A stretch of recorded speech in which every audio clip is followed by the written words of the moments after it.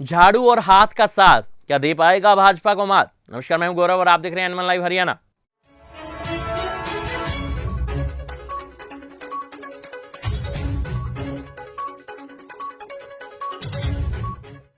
सत्तावन वर्षों के सियासी इतिहास में पहली बार हरियाणा में गठबंधन के तहत चुनाव लड़ेगी कांग्रेस। 1984 और 2009 में कांग्रेस ने सभी 10 सीटों पर जीत दर्ज की थी। 1970, 99 और 2019 में नहीं खुला था कांग्रेस का खाता। हरियाणा के अब तक के 57 वर्ष के सियासी इतिहास में राज्य में लंबे समय तक शासन करने वाली कांग्रेस पार्टी पहली बार गठबंधन का हिस्सा बनकर चुनाव लड़ेगी। इससे पहले 1967 से लेकर 2019 तक हुए 14 लोकसभा चुनाव में कांग्रेस ने अपने बलबूते पर ही चुनाव लड़े हैं। 1984 व 2000 में दो ऐसे अवसर भी आए जब कांग्रेस ने सभी 10 संसदीय सीटें जीतने में सफलता हासिल की। अब आम आदमी पार्टी के साथ इंडिया महागठबंधन के तहत हरियाणा में भी सीट शेयर को लेकर दोनों दलों में आपसी सहमति बन गई है। आम आदमी पार्टी हरियाणा की 10 में से 1 सीट पर जबकि 9 सीटों पर कांग्रेस चुनाव लड़ेगी। हालांकि सियासी गलियारों में यह चर्चा है कि कांग्रेस और आम आदमी पार्टी के साथ इनेलो भी इंडिया महागठबंधन का हिस्सा बन सकती है, लेकिन अभी तक इसका कोई खुलासा नहीं हुआ। अब सियासी गलियारों में यह सवाल उठ रहा है कि क्या झाड़ू और हाथ संसदीय चुनाव में भाजपा को मात दे पाएगा। गौरतलब है कि कांग्रेस ही एक ऐसा दल है जिसने हरियाणा में 1967 से लेकर अब तक अकेले ही संसदीय चुनाव एवं विधानसभा चुनाव लड़े हैं। अतीत की बात करें तो 1966 में हरियाणा के अस्तित्व में आने के बाद 1967 में हुए पहले संसदीय चुनाव में कांग्रेस ने हरियाणा में अंबाला को छोड़कर शेष 9 सीटों पर जीत दर्ज की। अंबाला सीट से भारतीय जनसंघ के प्रत्याशी सूरजबान सांसद चुने गए। 1971 में महेंद्रगढ़ को छोड़कर कांग्रेस ने 9 संसदीय सीटों पर जीत दर्ज की और महेंद्रगढ़ से विशाल हरियाणा पार्टी के राव बीरेंद्र सिंह सांसद निर्वाचित हुए थे। 1970 के चुनाव में सभी 10 सीटों पर भारतीय लोकदल के उम्मीदवार विजय हुए।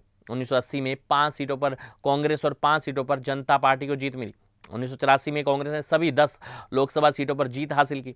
1989 के चुनाव में कांग्रेस को 10 में से 4 सीटों पर जीत मिली तो 6 सीटों पर जनता दल के उम्मीदवार विजय हुए। 1991 के चुनाव में कांग्रेस को 9 सीटों पर जीत मिली तो भिवानी सीट से हरियाणा विकास के जंगबीर मलिक सांसद निर्वाचित हुए। 1996 के चुनाव में कांग्रेस को 10 में से 2 सीटों पर जीत मिली।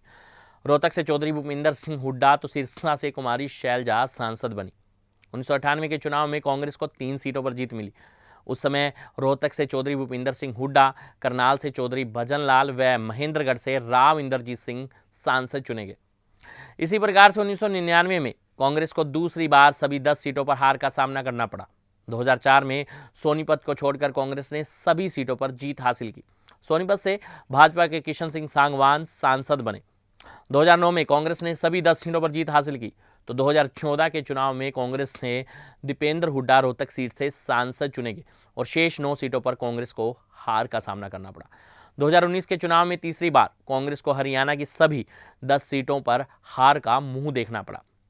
गठबंधन से कांग्रेस व आप कार्यकर्ताओं में उत्साह तो है। पंजाब में 2022 में हुए थे विधानसभा चुनाव। आम आदमी पार्टी को 117 में से 92 सीटों पर जीत मिली थी और इसके बाद पार्टी को गुजरात चुनाव में करीब 41 लाख वोट मिले और उसे राष्ट्रीय दल का दर्जा मिल गया।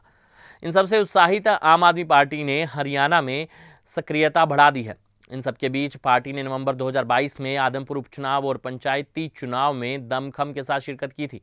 आदमपुर में पार्टी को कामयाबी नहीं मिली और जमानत तक जब्त हो गई थी। पंचायती चुनाव में सिंबल पर भाजपा के बाद सबसे अधिक 15 जिला परिषद सीटों पर आपको जीत मिली।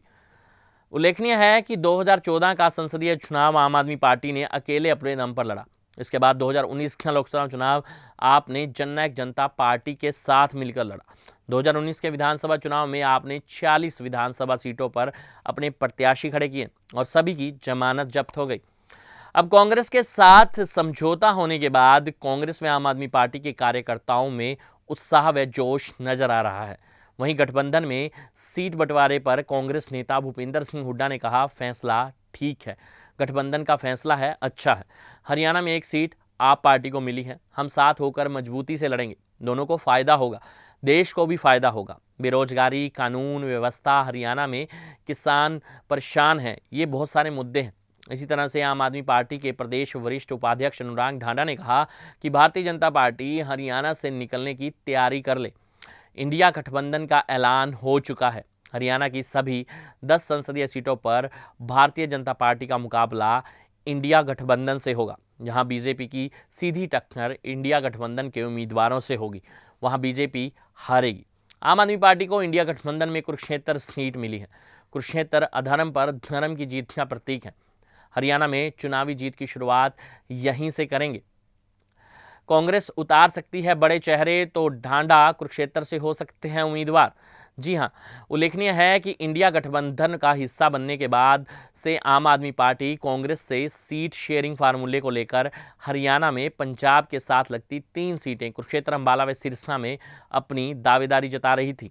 दिल्ली में कांग्रेस को 7 में से 3 सीटें देने के बाद हरियाणा के नजरिए से पार्टी ने भी 1 सीट दिए जाने पर कांग्रेस के साथ मिलकर चुनाव लड़ने पर अपनी सहमति जता दी है। अब देखना यह होगा कि इस सीट पर क्या आप दम दिखा सकती है या नहीं। हमारी खास रिपोर्ट।